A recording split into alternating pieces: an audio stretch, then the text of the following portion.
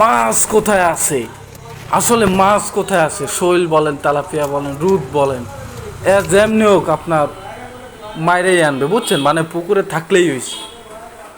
এবারে দেখবেন কিভাবে বোঝে, কিভাবে কি দিকে কিছুই জানে না, কিন্তু তার যে অভিজ্ঞতা এটা আসলে প্রশংসনীয়। দেখেন কিভাবে ডুবাইতেছে, দেখেন ওই ডুবাই ডুবাই ঠিকই মাছ ধরেই আনবে। দেখেন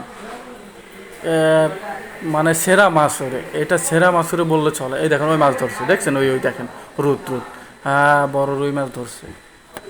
এইটা যে কিভাবে সে ধরতে পারে এটা শুধু সেই জানে আসলে।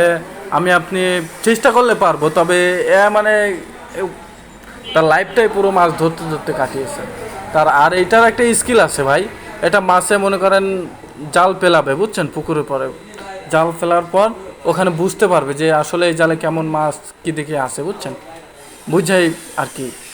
তা আপনি মনে করেন একে নিয়ে গেলেন আপনার বাসার মাছ মারাইতে, হ্যাঁ, তাকে কিছু দিলেন, আর সে মনে করেন যেভাবে হোক এ মাছ মনে করেন পয়দা হয়ে আসবে।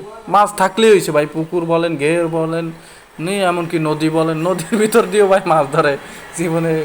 এইটাই হচ্ছে মাছুরে, বুঝছেন, সেরা মাছুরে আমার মামা, মুন্নাফ মামা, হ্যাঁ, আমাদের চাঁদপাই এলাকার একেবারে সেরা একটা মাছুরে মামা।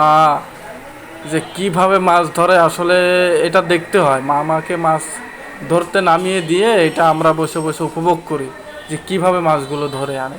10 কেজি, 15 কেজি, 20 কেজি মাছ দিয়েই হাজির হয়ে যায়, বুঝছেন।